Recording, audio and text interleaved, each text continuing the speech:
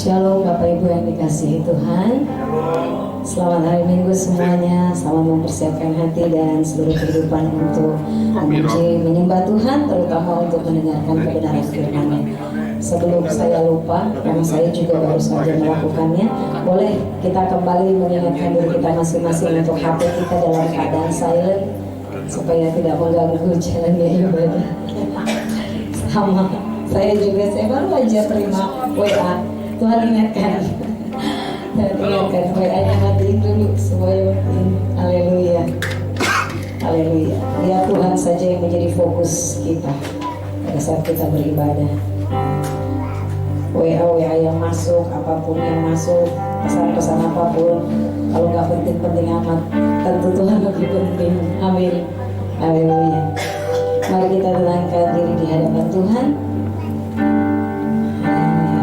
Waktu sejenak bersama dengan Dia. Ucapkan terima kasih untuk semua kebaikan Tuhan di hari yang baru ini.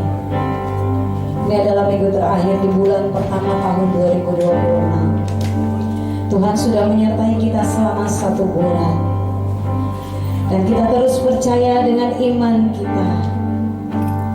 Iman itu tidak terlihat, tapi buktinya akan nyata dalam hidup kita.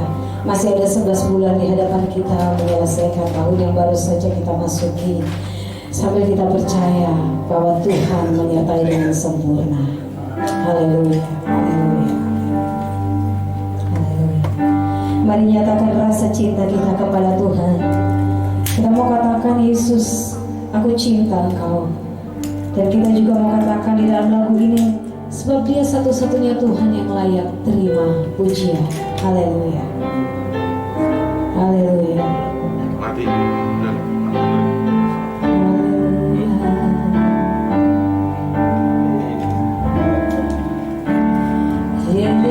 Yesus, ku cinta Kau, ku tinggikan, ku agungkan,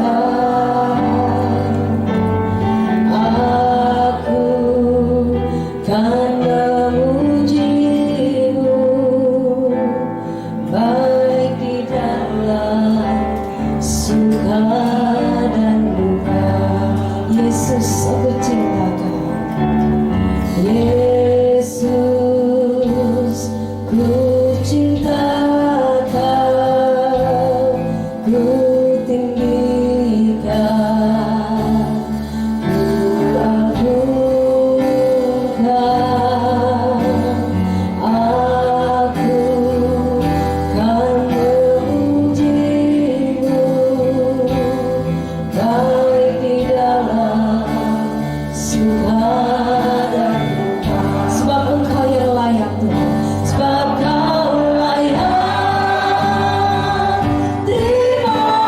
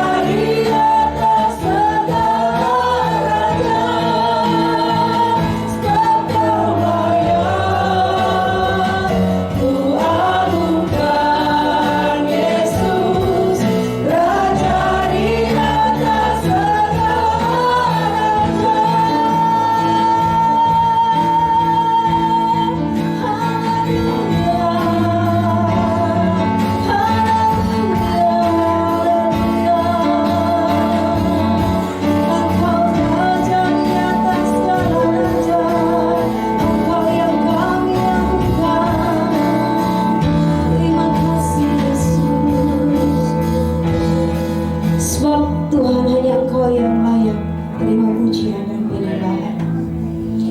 Engkau satu-satunya Raja di atas segala raja, dan bahkan Engkau yang kami agungkan dalam hidup kami Tuhan. Terima kasih Tuhan Yesus kalau kami ada hari ini Tuhan, semua karena anugerah dan perkenanan-Mu Tuhan Yesus. Terima kasih Tuhan Yesus untuk kesempatan kembali hadir di rumah-Mu Tuhan Yesus secara onsite Tuhan. Kami tahu Tuhan Yesus ketika kami beribadah secara online pun Tuhan hadir, tetapi terlebih lagi Tuhan di dalam komunitas kami Tuhan, kami ingin satu dengan yang lain terikat secara langsung oleh kasih-Mu yang besar Tuhan, agar iman kami terus dikokohkan, dibangun di dalam Engkau, dalam kasih persaudaraan Tuhan. Terima kasih Tuhan Yesus yang baik. Kami bawa ibadah kami pagi ini di hadapan hadirat-Mu. Biarlah Engkau dimuliakan, ditinggikan Tuhan. Sejak awal kami membuka ibadah ini di dalam nama Yesus, dan kami akan mengakhirinya dengan kemenangan di dalam nama Yesus. Terima kasih Bapa di surga. Setiap kita yang percaya dengan iman kita katakan amin. Dengan kemuliaan bagi Tuhan kita Yesus Kristus. Haleluya. Kita lanjut berdiri karena pujian kita tidak panjang, tidak banyak. Haleluya. Mari boleh saling memberikan jabat tangan satu dengan yang lain, bersalaman dulu ya. Setelah itu kita mau menyatakan dengan penuh hati, penuh jiwa, sepenuh kehidupan kita bahwa kita bersyukur Tuhan membawa kita ke hadirat-Nya. Masuk hadirat-Nya dengan hati bersyukur. Haleluya.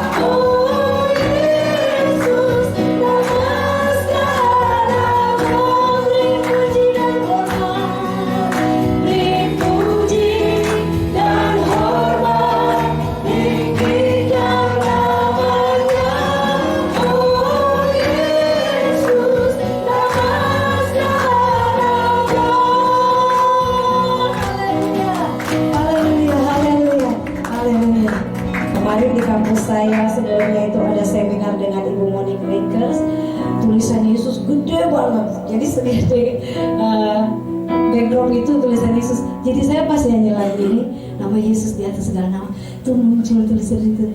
Saya ya agung bener nama itu ya. Haleluya. Sampai orang-orang yang mendengarnya yang di luar Tuhan gemetar, mereka takut. Karena apa? Karena ada kuasa dalam nama itu. Amin. Ya seperti kata Pastor di khotbah sebelumnya, masih juga hari ini tentang iman. Kita percaya walaupun kita tidak hidup di zaman Yesus, tapi iman kita membangkitkan kita bahwa Yesus itu sungguh juru selamat kita masing-masing, dan bahkan juru selamat dunia ini. Haleluya. Amin. Satu lagi pujian kita angkat di hadapan Tuhan, kita mau katakan terpujilah namamu Tuhan. Yuk dengan semangat kita terus puji Tuhan.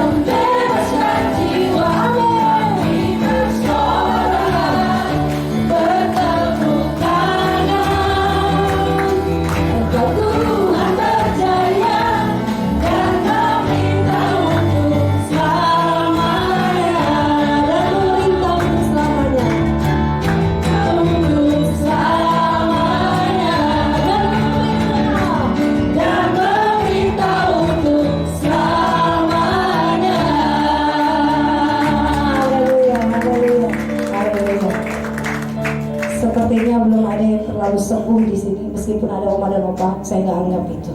Karena saya percaya Oma dan Opa juga siap berdiri sampai lagu yang ini ya. Kita mau dengar firman Tuhan, tapi lagunya kita lanjut berdiri aja. Boleh Opa, Oma? Haleluya, berikan kemuliaan bagi Tuhan kita.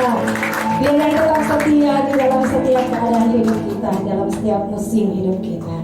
Lingkupiku dengan sayapmu, naungi kami dengan kuasa-Mu Tuhan. Biar di saat badai bergelora dalam hidup kami, Engkau Allah yang tetap setia bersama kami. Ini iman kami Tuhan di hadapan.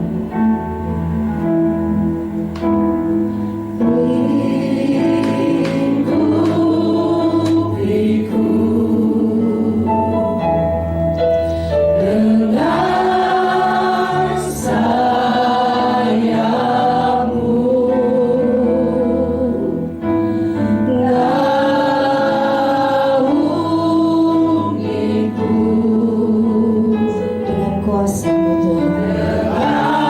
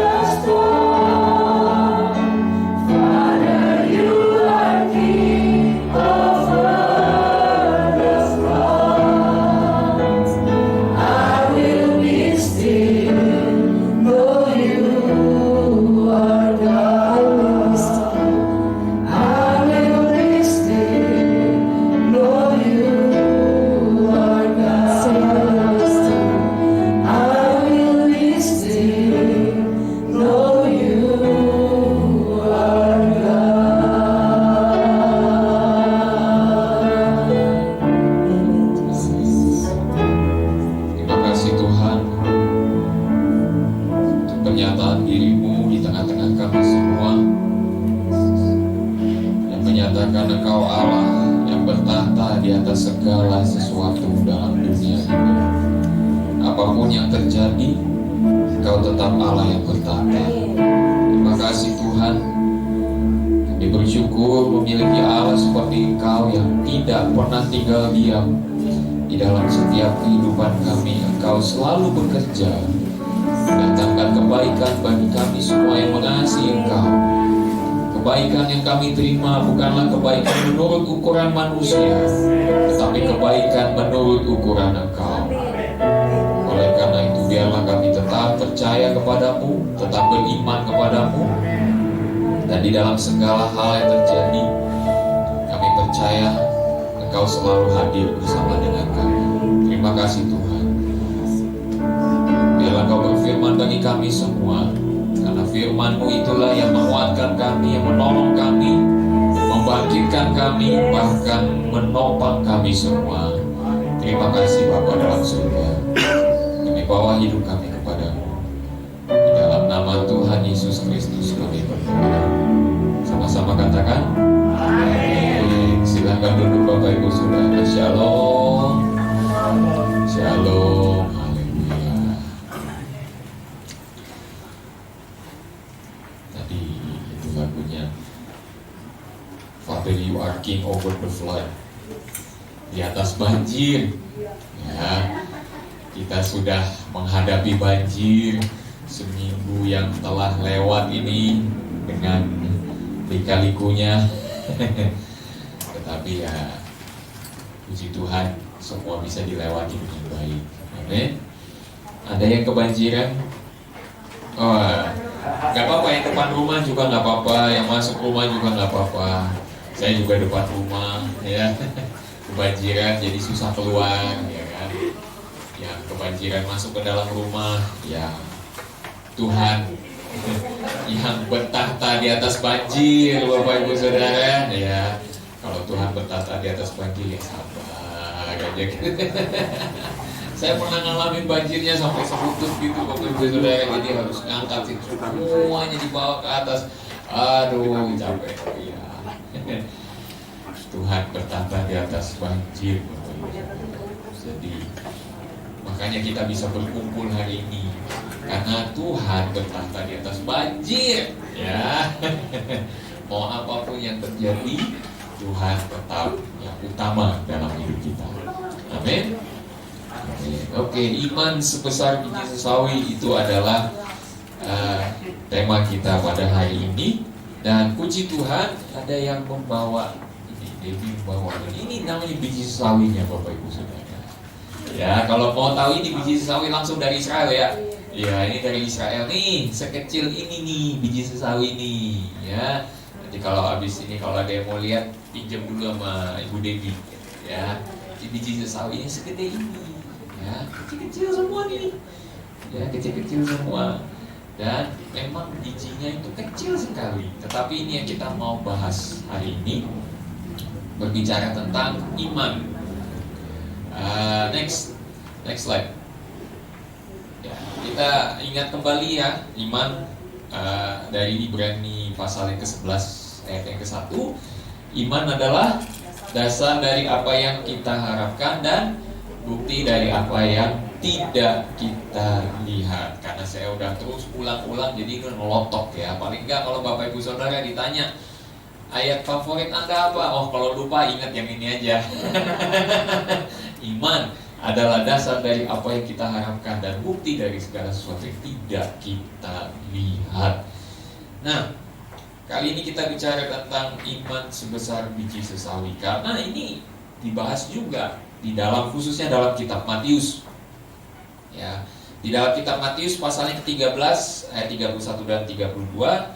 Setelah itu saya akan bawakan di dalam pengertian iman itu sendiri, karena kita harus baca ini dulu, Matius pasal 13, baru nanti kita akan loncat kepada Matius pasal 17 yang langsung berbicara tentang iman sebesar biji sesawi.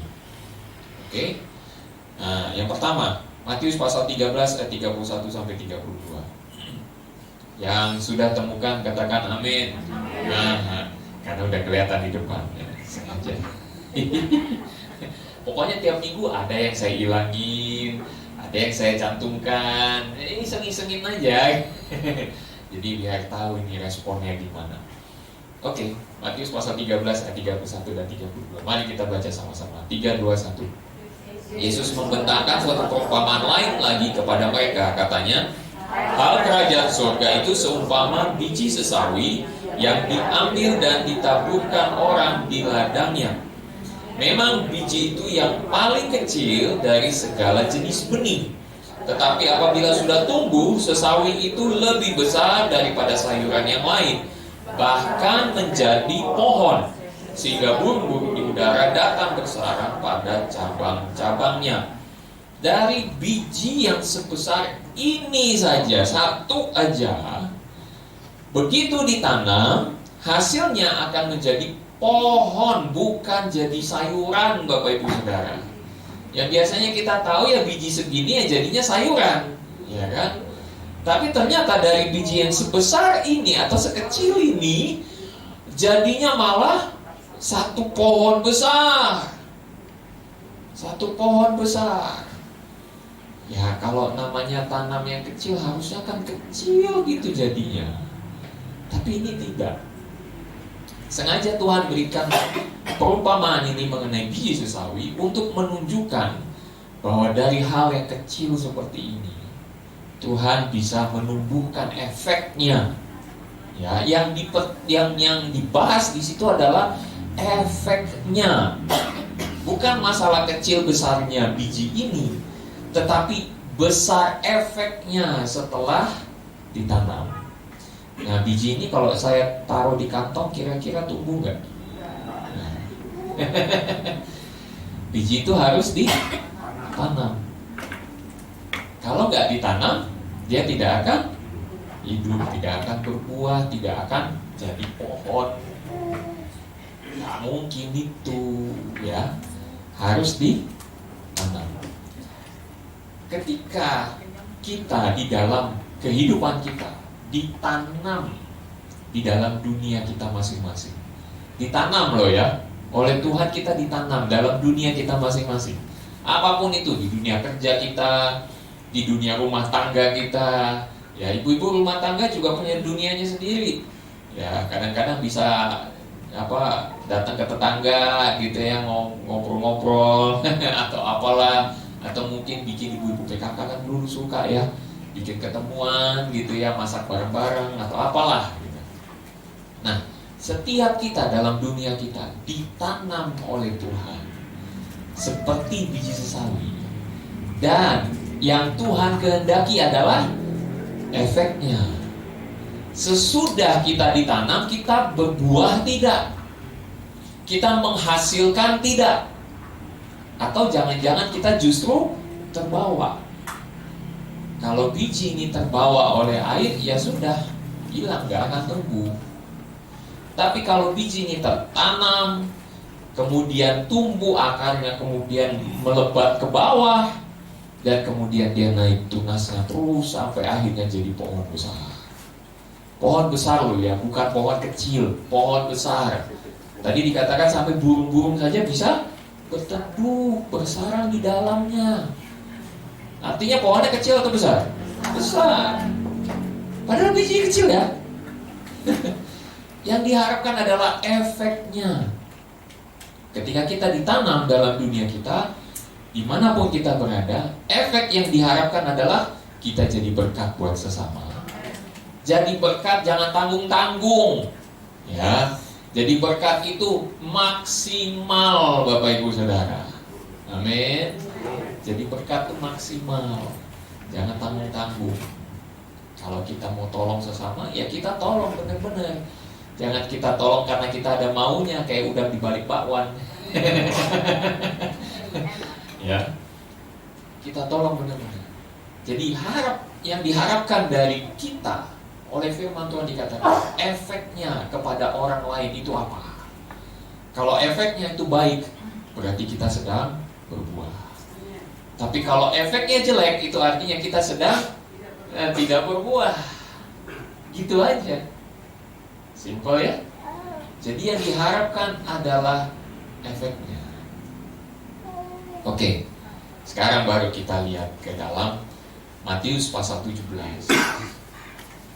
Saya harus terangkan itu dulu, karena kita perlu melihat bahwa yang dimaksud dengan iman sebesar biji sesawi itu apa yang diharapkan Tuhan.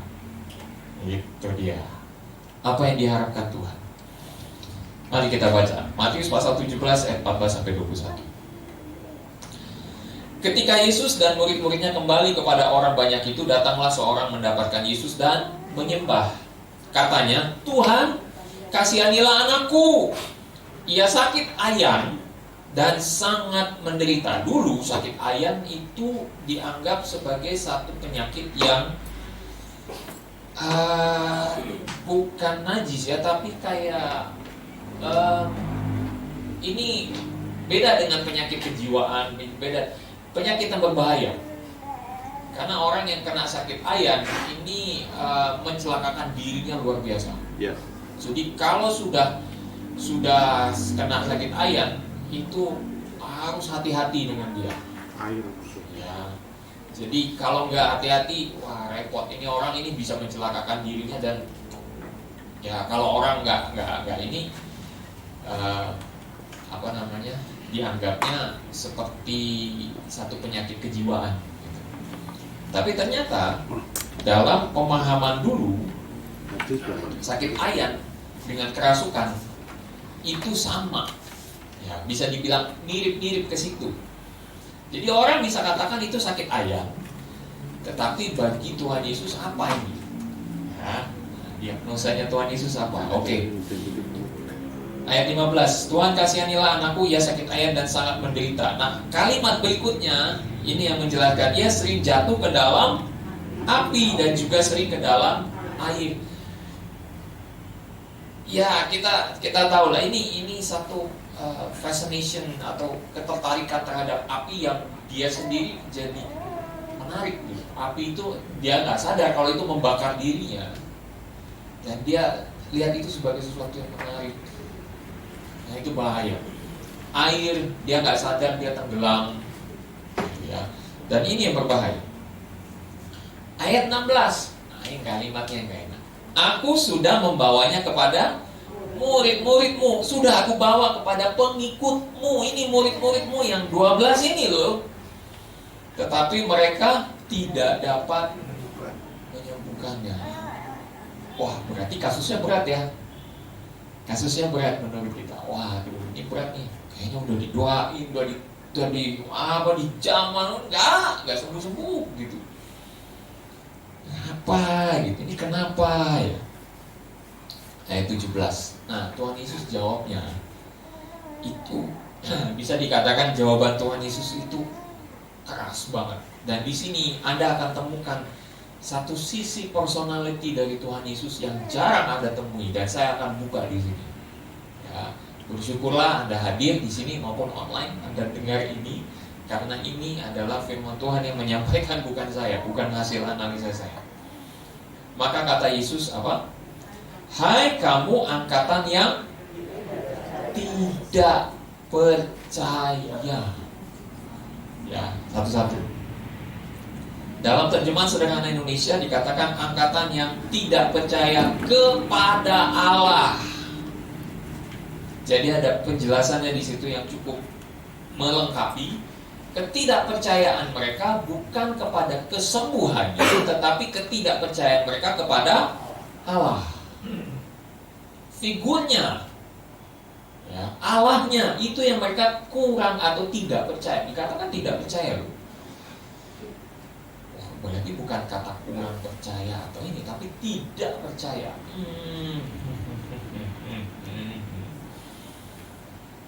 Tidak hanya tidak percaya, tetapi dikatakan apa?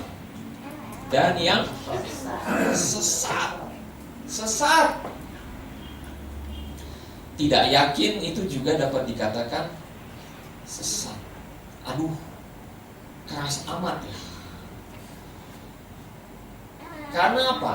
Ketidakpercayaan mereka itu adalah melihat dari sisi yang lain. Jangan-jangan orang ini punya kebutuhan khusus. Jangan-jangan ada ya mungkin ada alasan lain. Kemungkinan besar mereka menyerah juga. Karena apa? Mereka nyerah karena melihat ini jangan-jangan udah bawaan lahir. Pernah ingat satu kisah dari ini, orang buta. Tuhan Yesus dibawa kepada Tuhan Yesus seorang yang buta. Lalu dikatakan oleh murid-muridnya, ini butanya karena lahir karena kesalahan dia atau orang tuanya. Masih ingat cerita itu? Ini gara-gara orang tuanya atau kesalahan dia. Penghakiman sudah dimulai di situ. Kemungkinan besar waktu mereka berhadapan dengan orang yang penyakit ayan ini, mereka juga sudah mulai menghakimi demikian. Jangan-jangan ini salahnya dia. Jangan-jangan dia punya dosa. Jangan-jangan dia punya salah, kutuk 7 turunan dan lain sebagainya. Kepercayaannya berpindah dari percaya kepada Allah menjadi percaya kepada hal-hal gaib. Ini yang bahaya. Bukannya kita kemudian jangan percaya kepada setan, bukan itu. Tetapi di mana kita taruh iman percaya kita? Kepada Allah atau kepada yang melakukan pekerjaan gaib itu? Ngerti maksud saya? Kalau kita lebih percaya kepada mereka yang melakukan pekerjaan gaib itu, ya udah, jelaslah dikatakan kita sesat. Paham ya maksudnya ya? Jadi iman itu bukan kepada kemampuan, tetapi kepada subjeknya. Allah atau bukan Allah. Paham ya? Kalau kita percaya kepada Allah, maka kita percaya juga akan mujizat-mujizat yang dia perbuat. Kita percaya di dalam nama Yesus ada terjadi kesembuhan. Kita percaya itu. Tetapi kalau kita percaya kepada hal-hal yang gaib, nah ya udahlah, dalam nama apa itu? Paham kan? Itu dalam nama apa? Percayanya dalam nama apa? Itu yang jadinya disebut sesat. Jadi paham ya, kenapa kok keras sekali perkataan Tuhan Yesus? Karena Tuhan Yesus mau menegaskan di mana engkau taruh iman percayamu. Kepada siapa engkau taruh iman percayamu? Ya, oke, lanjut. Berapa lama lagi aku harus tinggal di antara kamu? Lucu ya, mereka dekat dengan Tuhan Yesus, tetapi masih tetap tidak yakin, tetap tidak percaya. Murid-murid loh ini. Murid-murid yang setiap hari ada bersama dengan Tuhan Yesus, makan bersama Tuhan Yesus, tidur juga ikut-ikut semua. Mungkin nggak ada kasur, satu kasur segede itu ya, tapi ya tidur di ladang lah, di mana, karena anak manusia tidak punya tempat untuk meletakkan kepalanya kan. Nah, Tuhan Yesus tidur di mana aja, mereka juga ngikut. Lihat, sudah ikut bersama-sama dengan Tuhan Yesus, tetapi dikatakan apa? Tidak percaya. Aduh, apalagi kita ya.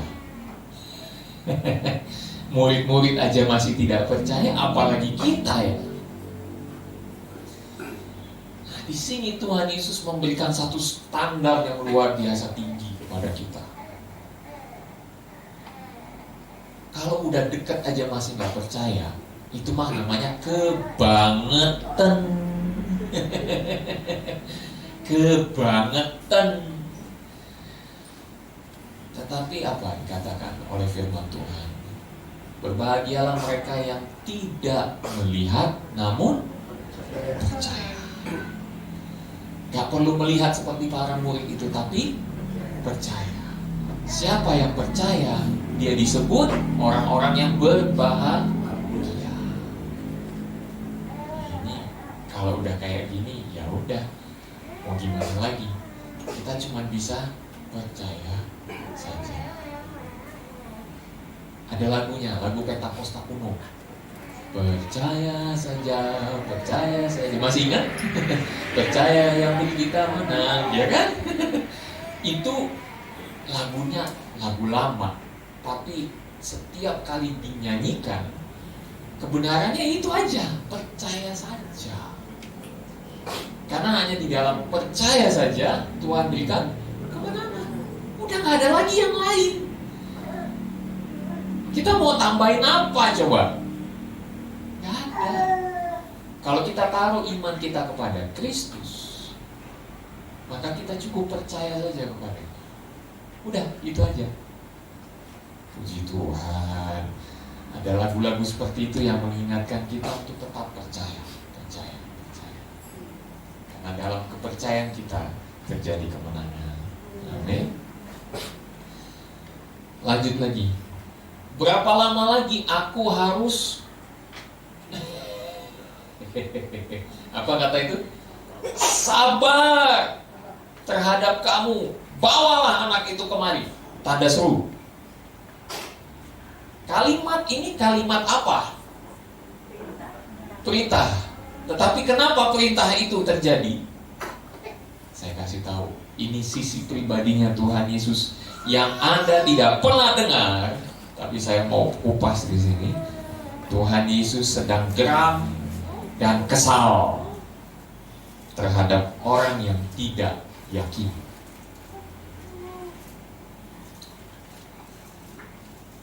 Tiap hari kita percaya Tuhan Yesus. Mungkin ada yang sudah percaya dari Tuhan, ada tentang Tuhan Yesus sudah percaya dari sejak lahir gitu ya, misalnya lahir di keluarga Kristen. Atau mungkin Anda sudah bertobat kenal Tuhan sudah puluhan tahun. Atau mungkin ada yang belasan tahun. Atau ada yang mungkin baru setahun. Atau ada yang mungkin baru beberapa hari. Tapi pernyataan Tuhan Yesus tetap sama. Kalau engkau kurang yakin atau tidak yakin kepada Dia yang memberikan keselamatan kepadamu, yang memberikan pengharapan kepadamu, yang memberikan kesembuhan kepadamu, yang memberikan berkat juga kepadamu. Kalau engkau masih gak yakin juga, tetap aja namanya kebangetan. Gak heran Tuhan Yesus kesal. Berapa lama lagi aku harus sabar terhadap kamu? Udah dikasih tahu, udah percaya aja, masih juga nggak percaya. Gimana sih? Kesel kan? Tuhan Yesus bisa kesal loh ya. Kesal itu dosa nggak? Tidak. Itu adalah ungkapan emosi kita. Tapi yang menjadikannya dosa adalah ketika kesal itu dipadukan dengan kemarahan dan gak habis-habis. Karena dari kesal menjadi marah, dari marah menjadi benci. Karena kesal itu dibuahi terus, akhirnya menjadi kebencian. Nah ini yang gak boleh, ini yang berbahaya. Kalau ini udah tinggal sedikit lagi udah masuk dalam jurang dosa kita. Mau gimana? Hati-hati. Semua diawali dengan yang kesal. Tapi kalau kita tidak bisa menjaga hati, ujung-ujungnya kita justru membuahi kekesalan itu jadi kemarahan. Dari kemarahan jadi kebencian. Kemarahan itu udah lampu kuning lah. Ya, ibaratnya di lampu merah tuh, ibarat udah kemarahan tuh udah lampu kuning. Karena Tuhan Yesus sendiri berkata, kalau engkau marah janganlah sampai matahari semua pada ingat ini apa firman Tuhan benar ya. Jangan sampai matahari terbenam. Itu kalimat hati-hati itu sebenarnya. Jangan kelamaan kalau mau marah. Jangan lama-lama. Cukup sebentar aja. Tapi amarah Tuhan itu kan gitu. Keluar dan kemudian hilang. Itu amarah Tuhan tuh. Ya, terjadi penghukuman dan lain sebagainya, itu kemurkaan Tuhan, itu lain lagi. Ya, itu lain lagi. Tetapi kalau ditanyakan marah Pak, cuma sebentar. Ada kok ayatnya. Ya. Jadi Waktu kita marah, itu udah hati-hati. Kesel, masih oke-oke lah. Tapi jangan dibuahi. Oke? Kesel, selesai. Mulai agak marah, selesai. Jangan ditambah-tambah. Kalau ditambah-tambah bumbunya makin sedap nih. Makin ditambah, akhirnya jadi kebencian. Bahaya. Oke? Tapi Tuhan Yesus tidak pernah benci. Nah, ini yang saya mau maksudkan. Sisi kepribadian Tuhan Yesus, kekesalannya ini, itu masih diperbolehkan. Kenapa? Karena dia kesal terhadap orang-orang yang sudah ikut dengan dia, tapi tetap tidak percaya juga. Apalagi kita, udah puluhan tahun percaya Tuhan, tetapi sama setan takut.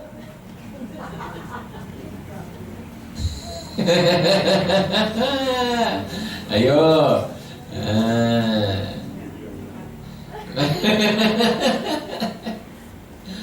Sudah puluhan tahun ikut Tuhan, tapi nggak percaya kalau saya bisa sembuh atau enggak, saya Tuhan berkati saya atau tidak. Apalagi kalau ditanya, nanti kalau sudah meninggal masuk mana? Masih nanya-nanya, masuk surga nggak ya? Nah loh, apa Tuhan nggak kesel dengan hal yang seperti itu?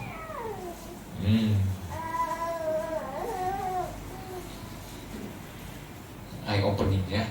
Saya mau Bapak Ibu Saudara tuh tahu, Tuhan punya emosi juga. Sisi emosional ini jangan pernah tinggalkan. Karena kalau kita tidak memakai atau tidak memahami sisi emosional ini, kita akan anggap Tuhan itu tukang cuci. Kita salah, Tuhan bersihkan saya. Bersih. Tuhan kayak jadi tukang cuci. Iya loh. Ya kan? Sama tukang sapu. Tuhan, hatiku ini kotor, penuh dengan kesalahan. Tuhan bersihkan hatiku. Dibersihkan oleh Tuhan. Besok bikin lagi. Tukang cuci dan tukang sapu. Tuhan kita bukan tukang cuci dan tukang sapu. Tuhan kita punya sisi emosionalnya, dan inilah yang menegaskan kekudusannya. Ini, bagian ini yang menegaskan kekudusan Tuhan. Dia Allah yang kudus, sehingga jangan permainkan dia. Amin. Kalau tidak dibungkus dalam sisi emosional ini untuk diterjemahkan kepada manusia, maka kekudusan Tuhan adalah seperti petir yang menyambar tiba-tiba. Kita tidak melihat tanda-tandanya, tidak tahu apa-apa. Tetapi puji Tuhan, di dalam perjanjian baru kita melihat ada tanda-tandanya seperti ini. Sisi emosional dari Tuhan Yesus sendiri menunjukkan kekudusan Allah. Jangan permainkan dia. Amin. Oke. Jelas ya? Puji Tuhan, ini bagian yang kalau digali ini panjang lebar, tapi cukup sampai di situ aja. Oke, bawalah anak itu kembali. Next. Dengan keras Yesus menegur dia. Dalam terjemahan sederhana Indonesia dikatakan, Yesus melarang setan itu mengganggu anak tersebut. Ternyata diagnosa Tuhan Yesus adalah ada setannya ini. Ya. Dengan keras Yesus menegur dia, lalu keluarlah setan itu daripadanya, dan anak itu pun sembuh seketika itu juga. Artinya ini bukan karena penyakit bawaan, bukan karena salah siapa-siapa, tapi karena dia dirasuk setan. Gitu. Nah, diagnosa Tuhan Yesus paling tepat. Para murid mungkin menduga diagnosanya yang berbeda. Nggak berani nyentuh-nyentuh bagian itu, takut salah. Tapi begitu Tuhan Yesus katakan, pergi, wah pergi langsung setannya. Nah yang kayak gini Bapak Ibu Saudara menjelaskan metodenya Tuhan Yesus. Kalau Anda ketemu dengan orang yang dirasuk setan, jangan dibujuk-bujuk. Keluar ya. Keluar dong. Jangan lama-lama nih, habis ini saya ditungguin nih. Ayo dong keluar. Jangan dibujuk. Gak ada guna dibujuk. Harus tengking. Tengking. Jadi jangan takut sama setan lah. Ya. Amin. Jangan takut sama setan. Jangan takut sama roh-roh jahat. Jangan takut. Saya kasih tahu. Kenapa? Setan aja nggak berani lawan Tuhan Yesus, nggak berani. Anda percaya siapa? Anda percaya Tuhan Yesus atau percaya setan? Tuhan Yesus dong. Kalau Anda percaya Tuhan Yesus, maka Anda percaya ada otoritas yang Tuhan Yesus berikan kepada Anda. Dalam nama Yesus, pergi. Udah. Jangan takut. Mungkin ada ini di dalam. Wah, ini setannya pergi nggak ya? Setannya pergi. Pergi dalam nama Yesus. Saya percaya. Ada yang udah pernah doakan orang yang kerasukan setan? Ada? Belum? Oke, gak apa-apa. Ada? Kalau ada, Anda akan tahu. Itu kadang-kadang juga agak lama memang. Kenapa agak lama? Karena orang ini menyayangkan momen-momennya dengan setan itu. Gak mau dilepas. Tapi Tuhan Yesus membawa otoritas. Otoritas yang jelas, tegas, tidak bisa diganggu-gugat. Tegas, jelas, tidak bisa diganggu-gugat. Langsung Tuhan Yesus katakan, pergi. Kitanya yang biasanya suka, oh ini mesti konseling dulu nih. Ya memang ada yang perlu konseling. Biasanya itu nggak ketahuan gitu. Begitu dikonseling baru tuh setannya keluar. Iya, begitu setannya keluar, waduh, ngeri banget gitu ya. Tapi jangan takut. Percayalah dalam nama Yesus, Anda pasti diberikan kemenangan. Jangan takut. Mau berapa banyak pun yang ada di dalamnya. Bisa lebih dari satu loh. Mau bisa lebih dari satu. Dan berapa banyak pun yang ada di dalamnya, jangan khawatir. Tuhan pasti berikan kemenangan. Amin. Amin. Lanjut. Keluarlah setan itu daripadanya dan anak itu pun sembuh seketika itu juga. Nah, melihat hal ini, udah ini di luar kayaknya keasikan dengan motornya. Perlu ini juga. Lupa diri dia kayaknya dia. Ayat 19. Kemudian murid-murid Yesus datang. Udah pulang itu ya orangnya. Kemudian murid-murid Tuhan Yesus datang. Ketika mereka sendirian dengan dia, bertanyalah mereka, kenapa kami tidak dapat mengusir setan itu? Kok kami gak bisa ya? Anak itu gak sembuh dalam pelayanan kami. Kenapa? Tuhan Yesus jawab apa? Ia berkata kepada mereka, karena kamu. Terjemahan sederhana Indonesia mengatakan, kalian belum yakin sepenuhnya akan kuasa Allah. Jadi ini percaya bukan percaya yang kayak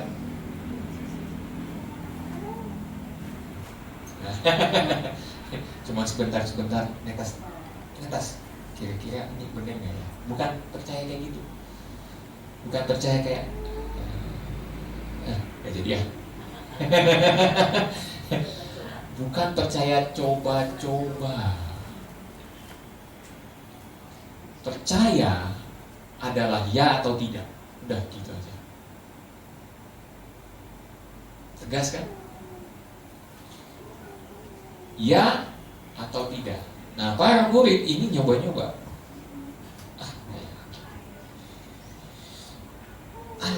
Nggak tahu deh ini bisa sembuh atau enggak. Aduh, ini kasusnya berat. Begitu kita datang dalam kehidupan kita, aduh ini penyakitnya susah untuk sembuh ya. Berhadapannya dengan kanker ini soalnya. Bapak Ibu Saudara, saya mau kasih tahu sedikit saja. Penyakit terminal apapun sebenarnya sembuh dalam nama Yesus. Cuman waktunya itu yang belum tiba. Kenapa? Saya pernah melihat ada orang kanker sembuh. Saya pernah melihat ada orang kanker yang sembuhnya belakangan dan kemudian dia meninggal. Ada.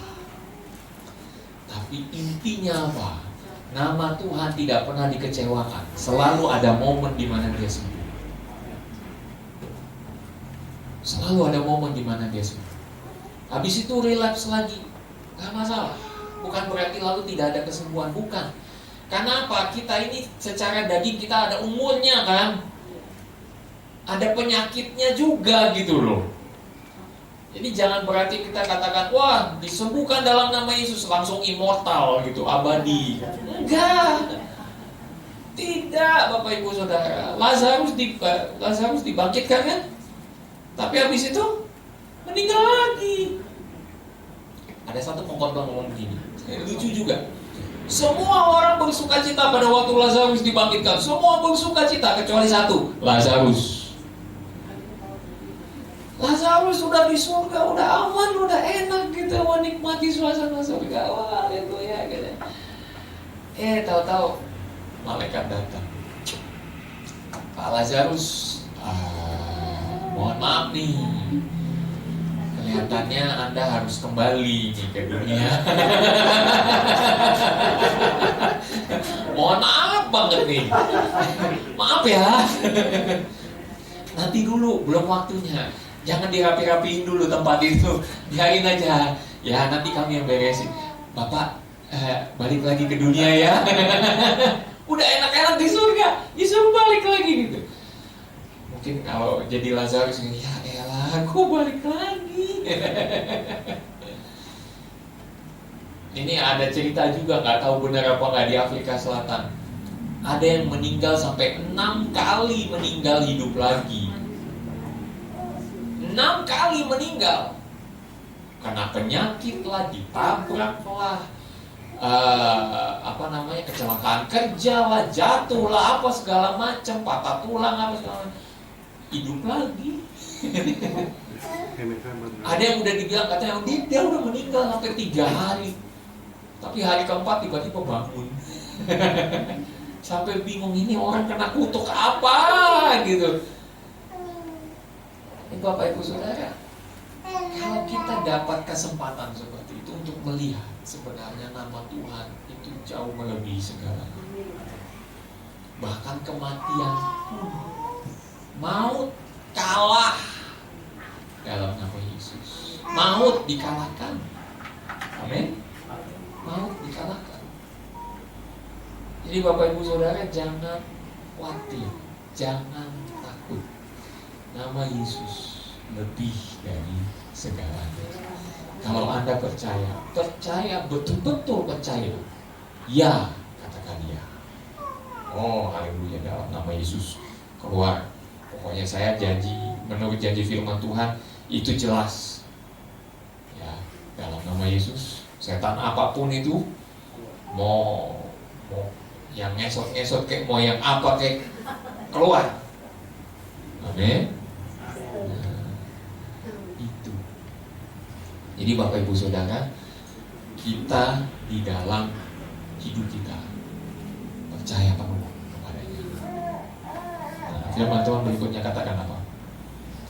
Aku berkata kepadamu, sesungguhnya sekiranya kamu mempunyai iman sebesar segini doang nih,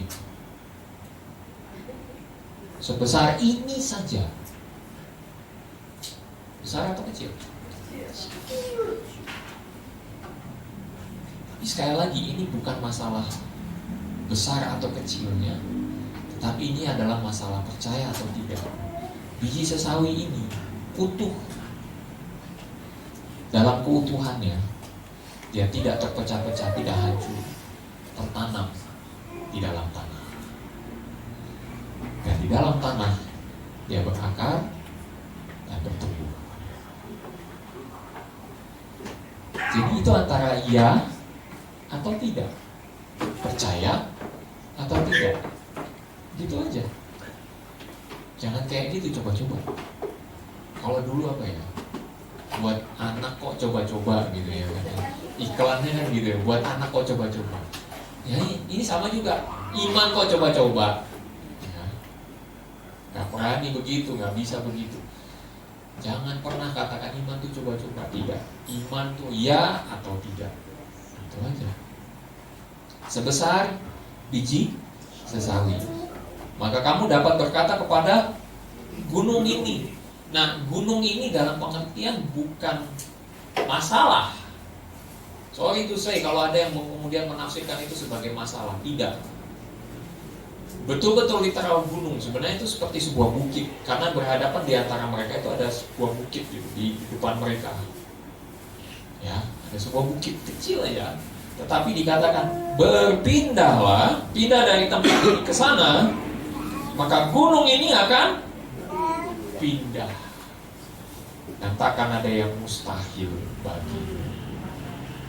Tidak ada yang mustahil bagi Tuhan. Tapi kemudian ayat 21 dikatakan apa? Next. Jenis ini tidak dapat diusir kecuali dengan berdoa dan berpuasa. Nah, ini adalah catatan tambahan dari redaksi yang menuliskan atau menyalin ayat-ayat firman Tuhan ini. Jadi ditambahkan di sini. Makanya ada tanda kurung di situ. Bukannya dilepas dari tanda kurung. Tanda kurung itu maksudnya adalah tambahan redaksional. Jadi tambahan ini mengatakan apa? Bagian yang ini, yang kayak begini kasusnya, kalau kita mau mempersiapkan diri, jangan lupa berdoa dan berpuasa.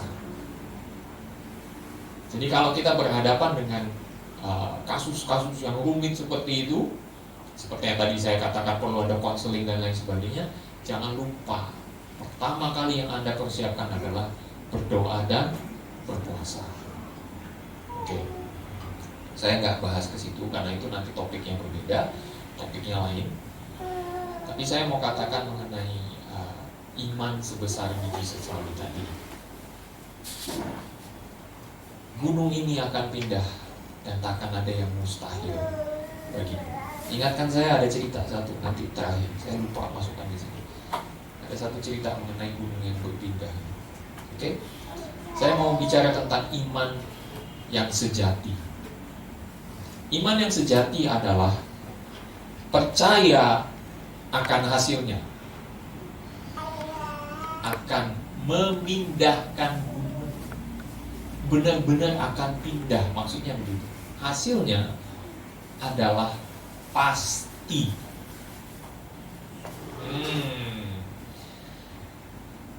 Kalau Anda lihat, oh, kayaknya mendung, Anda bisa pastikan hujan atau tidak? Enggak. Tidures. Ya, kadang-kadang bisa hujan, kadang-kadang enggak gitu.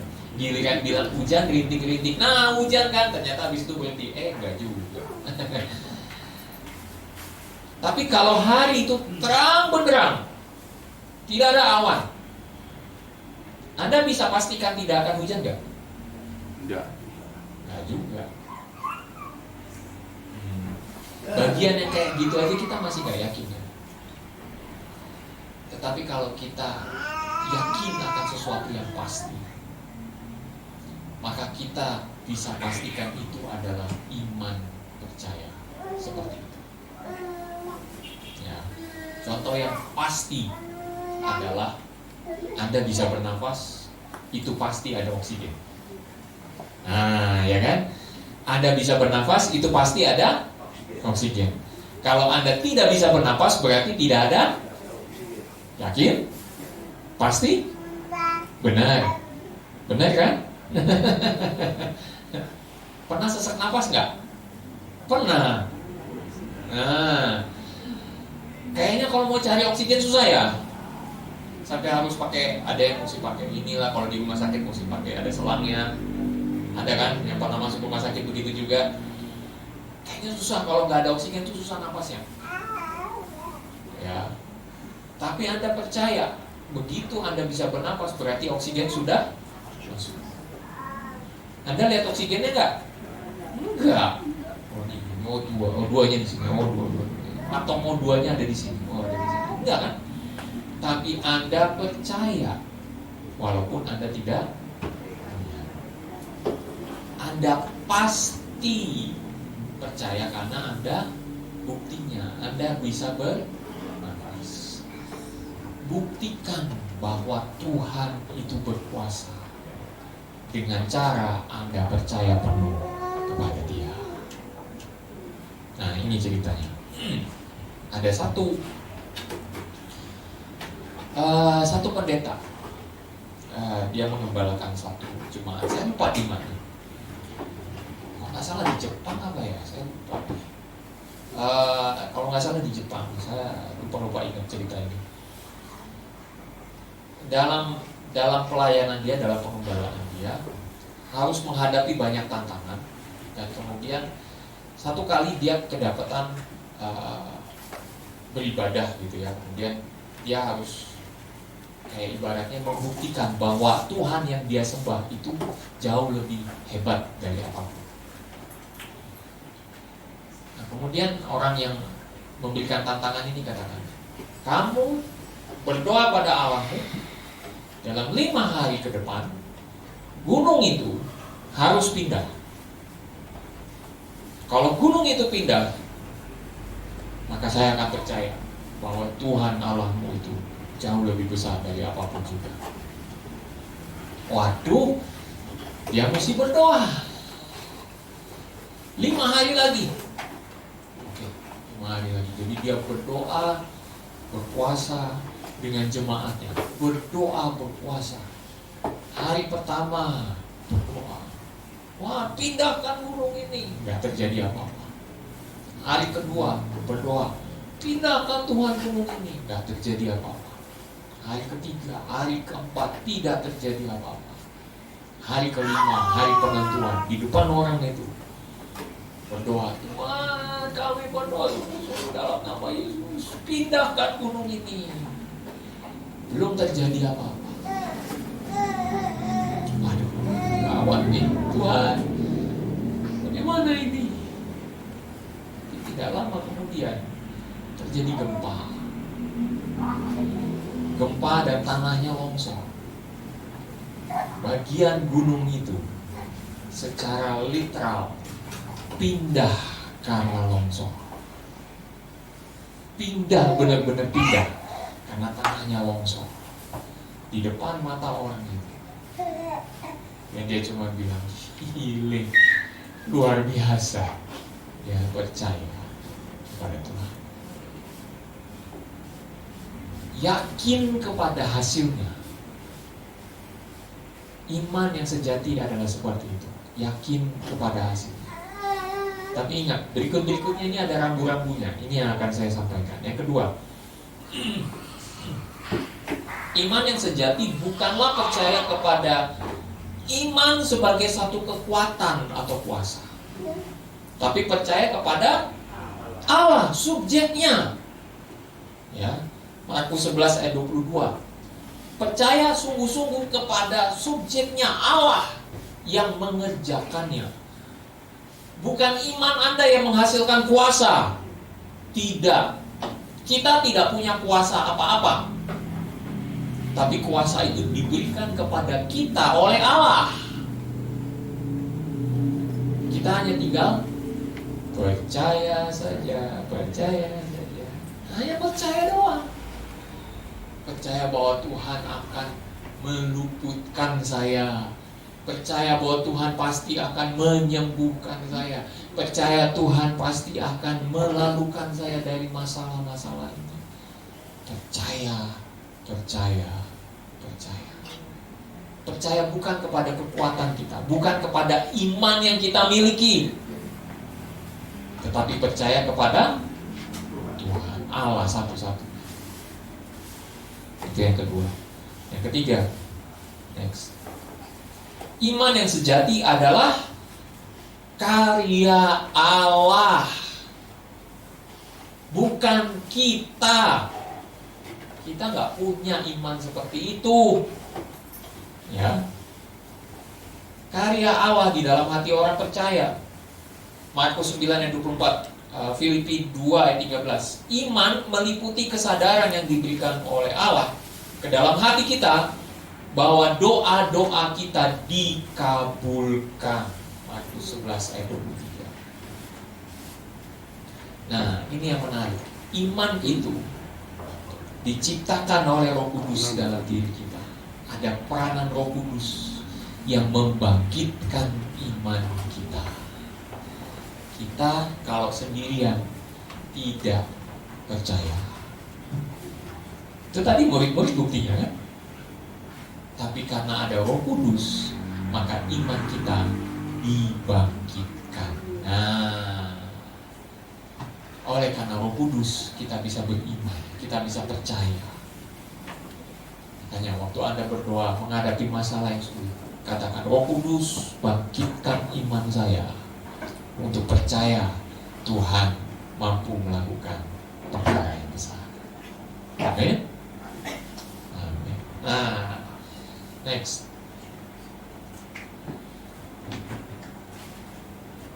Yang keempat, iman yang sejati adalah karunia yang dianugerahkan kepada Kristus, kepada kita oleh Kristus. Sangat penting.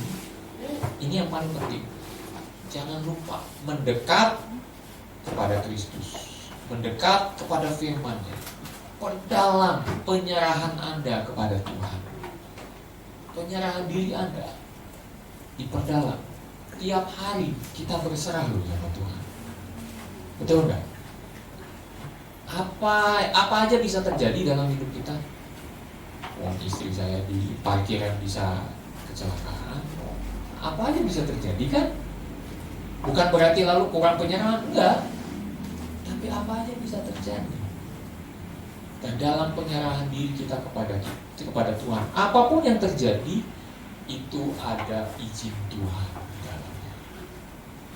Tuhan mengizinkan itu terjadi. Supaya apa? Melatih iman kita. Sambil terus melatih iman, saya tiap kali buka perbannya dalam nama Yesus. Dalam hati aja udah. Dalam hati, dalam nama Yesus. Percaya aja udah. Lama-lama tumbuh dagingnya dari yang bolong.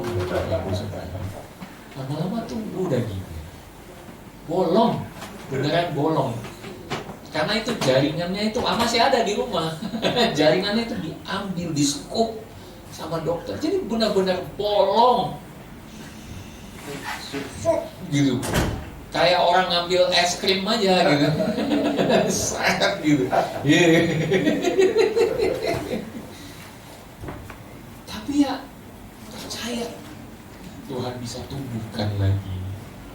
Tuhan bisa buat mujizat lagi.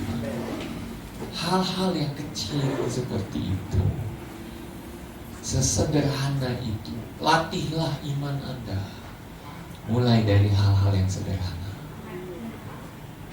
Latih. Perkara yang Anda terima saat ini mungkin terlalu besar. Tapi coba ingat ke belakang. Sudah berapa banyak perkara yang kecil-kecil yang Tuhan sudah berikan kemenangan di dalamnya. Tumpuk itu, tumpuk keyakinan itu, dan Anda sedang ditanam seperti biji sesawi, terus bertumbuh dan akhirnya berbuah. Amin. Ingat ya, sebesar biji sesawi, gak banyak-banyak. Yang kelima, yang terakhir. Terakhir.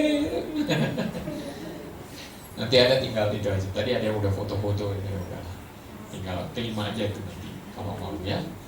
Karena penjelasannya cukup detail dengan ayat-ayatnya juga. Iman yang sejati berada di bawah pengawasan Allah. Iman dianugerahkan berdasarkan kasih, hikmat, kasih karunia, dan maksud kerajaan Allah. Nah, iman itu dianugerahkan untuk melaksanakan kehendak siapa? Kehendak Allah, bukan kehendak kita. Nah, terjadi sesuai kehendak kita itu karena kehendak kita sudah sejajar dengan kehendak Allah. Jadi kehendak Allah ya begitu fix. Kitanya yang harus mensejajarkan kehendak kita dengan kehendak Allah. Kita ini bukan di persimpangan loh. Ya, kita pas di sini pas depan sana persimpangan, depan sana persimpangan. Ya. Tapi kalau kita beriman, kita percaya, bukan berarti iman kita ada di persimpangan. Kalau iman kita percaya kepada Kristus, maka kita juga mensejajarkan kehendak kita dengan kehendak Allah. Bukan kehendakku yang jadi, melainkan kehendakmu yang jadi. Imannya di situ. Bukan berarti lalu katakan, wah kalau mau bicara mengenai kehendak Tuhan yang jadi, berarti bukan kehendakmu dong yang jadi. Mana imanmu? Enggak, salah. Tidak seperti itu. Tapi iman kita justru terbukti dengan kita mensejajarkan kehendak kita dengan kehendak Allah. Biji sesawi ini nggak bisa bergerak kemana-mana. Begitu dia ditanam, dia tumbuh. Dia berserah kepada yang menanam. Renungkan ke baik-baik. Biji sesawi ini tidak bisa berontak. Biji sesawi ini berserah kepada siapa yang menanamnya. Itu yang pertama. Biji sesawi yang kedua berserah kepada apa yang terjadi di dalam. Karena yang menanam, dia juga yang melakukan di dalamnya. Yang menanam kita, itu yang melakukan pekerjaan di dalam kita. Yang ketiga, biji sesawi ini merelakan dirinya untuk ditanam, merelakan dirinya untuk dibentuk di dalam. Biji sesawi ini merelakan dirinya untuk bertumbuh ke atas. Artinya apa? Kita dalam hidup kita relakan dirimu untuk ditumbuhkan oleh Tuhan. Caranya kayak apa? Terserah Tuhan. Suka-sukanya Tuhan. Mau ditumbuhkannya harus lewatin batu yang kayak apa gedenya, berserah saja. Kadang kita harus lewatin masalah lepas masalah, hutang lepas hutang, kegagalan lepas kegagalan. Tapi itulah cara Tuhan untuk menumbuhkan kita. Yang penting iman kita tetap percaya saja. Amin. Percaya saja. Kalau sudah percaya ya sudah. Tuhan, apa yang kau mau lakukanlah. Itu iman. Itu iman. Amin. Iman. Amin. Ya. Jadi Bapak Ibu Saudara, kalau tadi ada 5 kayak gitu agak susah, ingat aja yang tadi saya bilang. 1. Biji sesawi berserah kepada siapa yang menanam. Biji sesawi berserah kepada apa yang terjadi di dalam. Biji sesawi berserah kepada apa yang terjadi sesudahnya. Pertumbuhan itu terjadi karena Tuhan. Udah percaya aja. Harus lewati lembah kekelaman, percaya saja. Harus lewati banyak kesulitan, percaya saja. Harus jalannya memutar, percaya saja. Karena dengan percaya kita beroleh kemenangan. Amin. Haleluya. Iman sebesar biji sesawi. Kiranya dengan demikian iman kita tetap bertumbuh di dalam Tuhan. Efeknya itu yang Tuhan minta. Bukan masalah besar kecilnya, tapi efeknya itu yang Tuhan minta. Cukup jelas? Amin. Wah, hari ini 2 SKS kita bicara mengenai biji sesawi, iman sebesar biji sesawi. Nanti kalau ada mungkin bingung, nanti putar lagi deh di rumah, ya. Di Facebook Live, ada Facebook Live kita. Diputar lagi di rumah, dengarkan baik-baik perkataan itu, dan Anda akan bertumbuh di dalamnya. Jangan lupa praktekkan, ya. Harus dipraktekkan, harus ditanam, ya, harus ditanam. Kenapa saya bilang harus ditanam? Karena kita seringnya nggak mau. Tuhan, kalau bisa jangan lewati masalah itulah Tuhan. Tuhan, kalau bisa jangan dapat batu itulah. Tuhan, kalau bisa jangan sampai aku dilukai. Tuhan, kalau bisa aku diluputkan. Enak banget. Enak banget ya. Nah, nggak selalu. Tuhan bisa meluputkan kita, tetapi tidak selalu. Kalau Tuhan mengendaki pertumbuhan itu terjadi justru lewat lembah kekelaman, percaya saja. Amin. Mari kita berdoa. Bapa dalam surga, kami datang kepadamu dengan membawa hati kami. Iman percaya kami. Iman percaya kami bukan kepada yang lain, tetapi iman percaya kami hanya kepada Tuhan saja. Tuhan pencipta langit dan bumi. Tuhan yang menyelamatkan kami. Tuhan yang memberikan kesempatan kedua kepada kami untuk kami beroleh kehidupan kekal bersama-sama dengan Engkau.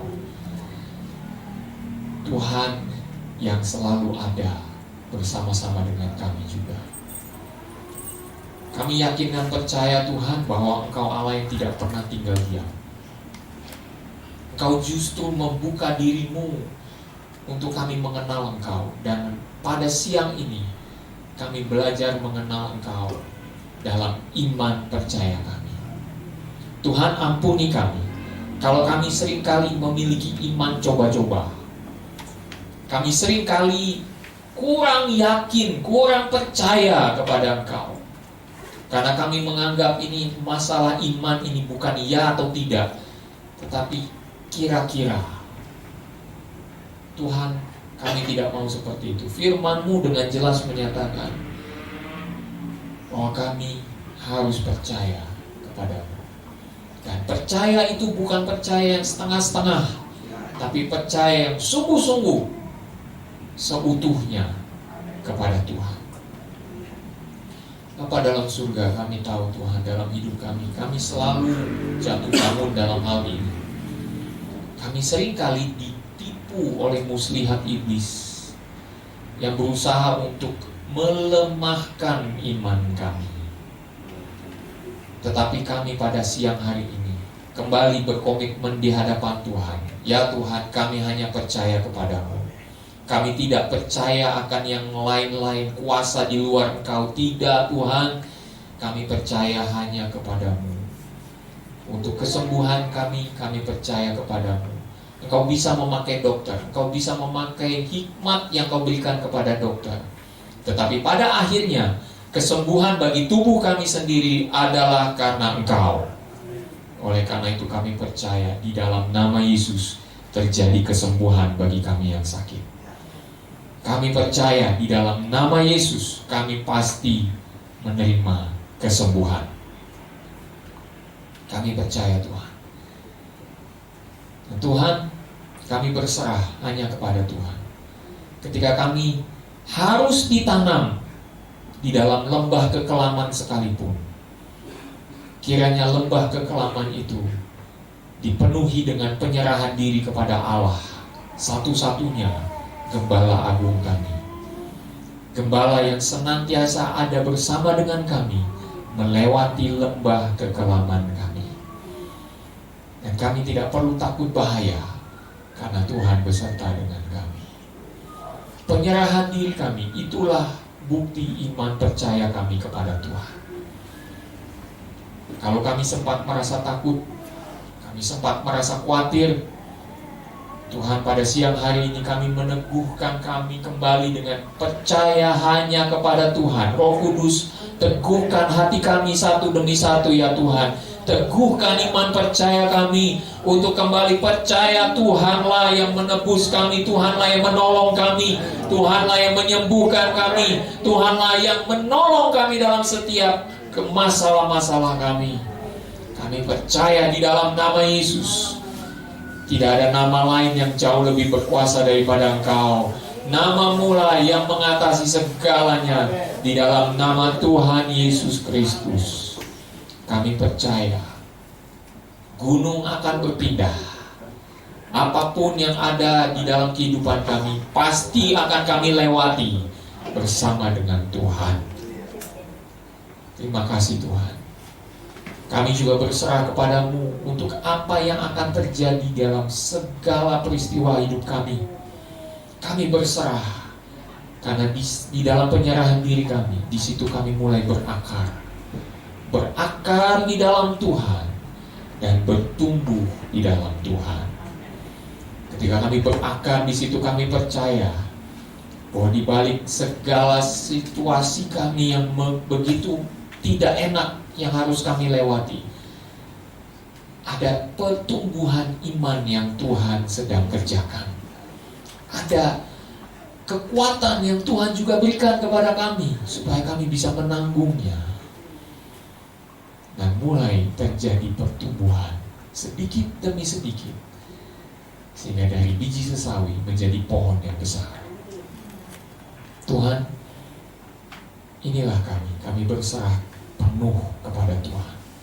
Kami percaya dengan janji-janji firman Tuhan yang sudah Engkau tuliskan kepada kami, yang sudah Engkau berikan kepada kami. Janji firman-Mu adalah ya dan amin.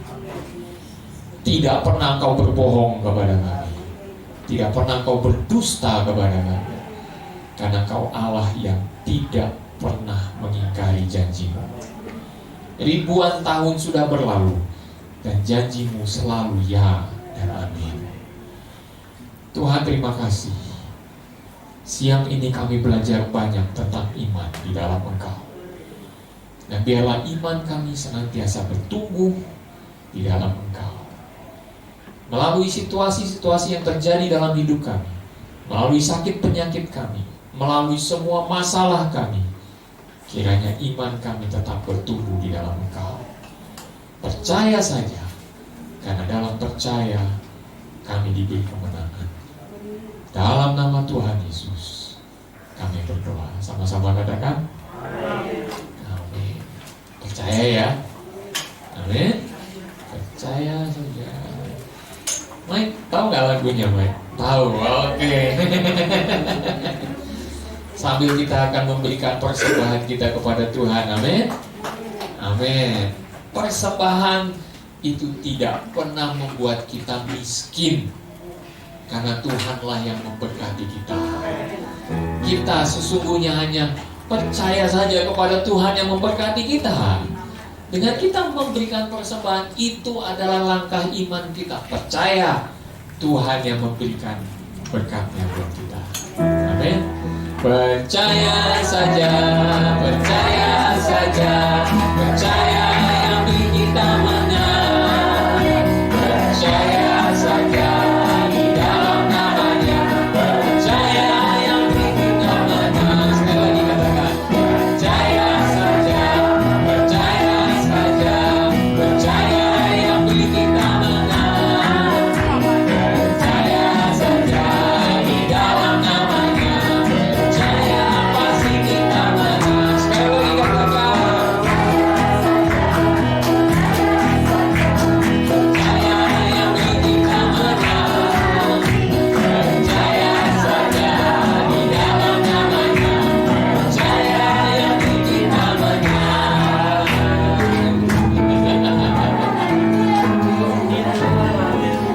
Saya nggak sambung ke situ, nanti nggak habis-habis, soalnya habis itu nanti panjang, ada lagi lanjutannya. Percaya Tuhan pasti memberikan kemenangan. Amin. Haleluya. Kita berdoa untuk persembahan kita. Tuhan, terima kasih untuk persembahan ini. Kami percaya Tuhanlah yang mencukupkan kami, Tuhanlah yang menyediakan bagi kami, Tuhanlah Allah yang merawat kehidupan kami, tidak pernah meninggalkan kami. Dan di dalam Engkau kami pasti beroleh kemenangan. Pasti ada kemenangan di dalam nama Tuhan Yesus. Terima kasih Tuhan. Inilah bukti iman kami yang kami persembahkan di dalam nama Tuhan Yesus. Berkat-Mu tercurah atas anak-anak-Mu di dalam pemberian mereka, di dalam persembahan mereka. Berkati juga iman percaya mereka terus bertumbuh di dalam Tuhan. Dalam nama Tuhan Yesus kami berdoa. Katakan amin, amin. Puji nama Tuhan. Bapak Ibu Saudara, ada beberapa pengumuman. Yang pertama, kita mengucap syukur bersama-sama karena Ibu Debbie yang memberikan ini kemarin sudah diwisuda, Bapak Ibu Saudara. Dari wisuda, dan puji Tuhan siap sudah masuk ladang pelayanan. Bukan siap lagi, sudah more than ready sudah ya. Ya, dan kalau nanti ada waktunya, mungkin satu kali waktu saya minta dia untuk ya berkhotbah di sini. Ya, itu sudah jadinya ada yang menggantikan saya juga. Ada istri saya. Nah, udah pasti istri saya pasti bisa. Waktu itu sudah pernah sekali ya. Tapi nanti ditambah lagi, jam terbang ditambahkan ya. Nah, itu ada ininya khusus. Kalau dengan saya, Bapak Ibu Saudara, saya punya ininya juga, punya pelatihannya juga. Waktu di Holland Village itu saya melatih juga mereka yang baru dilantik waktu itu jadi hamba Tuhan. Saya kasih pembinaan juga kepada mereka, walaupun waktu itu belum selesai tuntas. Tapi karena ada hal-hal yang harus saya urus kemudian, tapi saya latih mereka. Nanti Debbie juga dapat pelatihan yang sama ya. Bapak Ibu Saudara, kalau Anda mau melayani, jangan takut, jangan ragu-ragu. Melayani Tuhan itu adalah kehormatan ya, kehormatan untuk melayani Tuhan. Oleh karena itu, Bapak Ibu Saudara yang mau melayani, datang ke saya atau ke istri saya, kasih tahu, dan kita akan melatih Anda juga untuk siap melayani ya, kita mau supaya jemaat di LGC ini siap melayani di luar, melayani dalam ladang pelayanan Anda masing-masing, dimanapun Anda berada. Tadi saya sudah mulai berbicara tentang iman. Dimanapun Anda ditanam, Tuhan menghendaki Anda bertumbuh di situ. Jadi hasilkanlah buahnya yang bisa dinikmati orang lain. Amin. Itu yang pertama. Yang kedua, besok sampai hari Jumat saya dengan istri akan berangkat ke Batu malam karena ada meeting ya dengan majelis pusat, majelis daerah, majelis wilayah dari seluruh Indonesia. Kita akan meeting sama-sama di situ. Kita akan bahas beberapa hal yang penting berkaitan dengan GPPK. Jadi tolong doakan supaya semua meeting ini berjalan dengan baik. Karena pasti ada pertanyaan-pertanyaan yang muncul yang memang akan sulit untuk dijawab. Jadi harus dibuat kebijakan yang baru dan lain sebagainya. Kita perlu hikmat Tuhan ya untuk melihat semua masalah itu dengan teliti. Karena ini penyangkut masalah 3, 4, 5 tahun ke depan sampai 20 tahun ke depan. Ya, jadi kita berdoa, Bapak Ibu Saudara doakan supaya selama meeting itu Senin sebenarnya meetingnya sampai hari Kamis selesainya, semua bisa berjalan dengan baik. Oke. Nah, hari Jumat kami pulang. Sabtu udah ada lah di sini latihan seperti biasa. Dan ke depan masuk bulan Februari saya akan sampaikan mengenai visi dan misi dari LGC. Ya, visi dan misi dari LGC. Nah, visi dan misinya ini beda dari apa yang Anda sudah pernah tahu. Visi dan misi ini berbicara tentang kita juga masing-masing, apa yang Tuhan mau kerjakan dalam hidup kita. Jadi minggu depan saya akan sampaikan mengenai visi dan misi dari LGC. Oke? Alright. Itu saja yang bisa saya sampaikan. Ada lagi? Gak ada. Saya udah geleng-geleng. Oke? Gak ada. Ya, kita mau tutup di dalam doa. Mari kita bangkit berdiri bersama-sama.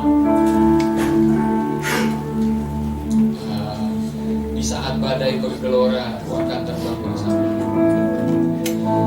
Di saat badai bergelora, Ku akan terbang bersamamu. Bapa Kau Raja, Bapa Kau Raja atas semesta. Ku tenang sebab Kau Allahku. Ku tenang sebab Kau Allahku. Di saat badai bergelora, di saat badai bergelora, Ku akan terbang bersamamu. Bapa Kau Raja, Kau Raja atas semesta. Ku tenang sebab Kau Allahku. Ku tenang sebab Kau Allahku. Ku tenang sebab Kau Allahku. Inilah iman kami. Ku tenang sebab Kau Allahku. Terima kasih Tuhan untuk siang ini, di mana kami belajar untuk berserah penuh kepada Tuhan. Karena kami seumpama biji sesawi, iman kami ketika ditanam, ketika bertumbuh di dalam tanah tersebut, ketika menghasilkan buah, itu semua adalah karya Tuhan sendiri. Karya Tuhan, di mana ketika kami berserah, disitulah Tuhan mulai bekerja. Disitulah Tuhan mulai mengerjakan hal-hal yang kami tidak bisa lihat, hal-hal yang tidak pernah bisa kami duga, hal-hal yang mungkin tidak pernah timbul dalam pikiran kami. Allah Kau mengerjakannya di dalam kehidupan kami. Dan kami percaya Tuhan, Engkau terus bersama dengan kami. Melalui lembah-lembah kami yang penuh dengan kekelaman, sakit, penderitaan, dan lain sebagainya, Tuhan Kau ada bersama dengan kami.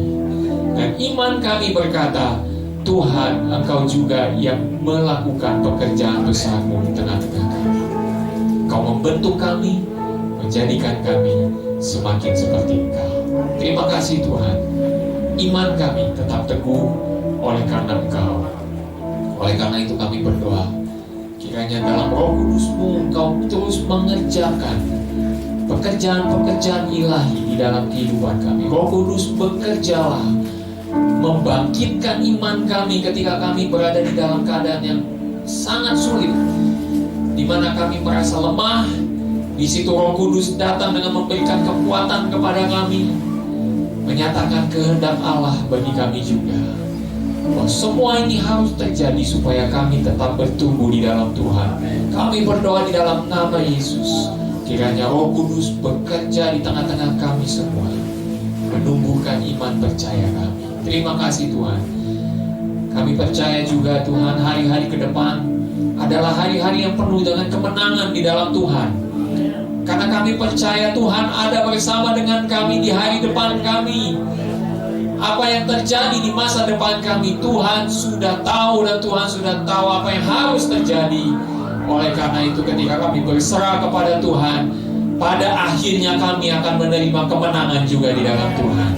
Di dalam nama Tuhan Yesus, kami percaya akan hasil yang Tuhan berikan kepada kami. Itu indah adanya, indah adanya. Kami percaya di dalam nama Yesus. Bekerjalah di tengah-tengah kami semua, dalam kehidupan kami, dalam sosial kami Tuhan, kehidupan kami, dimanapun Kau tempatkan kami. Itulah ladang yang Tuhan siapkan bagi kami, supaya kami ditanam, supaya kami berakar, dan supaya kami bertumbuh di dalam Engkau. Terima kasih Tuhan. Lebih dari itu juga Tuhan, kami mau buah kami pun juga dinikmati oleh orang lain. Mereka juga mengecap akan kebaikan Tuhan melalui kami. Kebaikan-kebaikan yang Tuhan berikan kepada kami, kiranya itu juga menjadi berkat bagi mereka. Inilah persembahan hidup kami. yang kami berikan di dalam nama Tuhan Yesus. Dan ketika kami akan pulang dari tempat ini, kami percaya Tuhan menyertai kami, Tuhan bersama dengan kami, Tuhan menyinari wajah-Mu di tengah-tengah kami semua dan memberikan damai sejahtera kepada kami. Pulanglah di dalam anugerah Allah Bapa, kasih karunia dari Tuhan Yesus Kristus, penyertaan Roh-Nya yang kudus, beserta dengan kita semua dari saat ini sampai Maranatha. Tuhan Yesus akan datang kembali. Yang percaya sama-sama katakan, Tuhan Yesus memberkati Bapak Ibu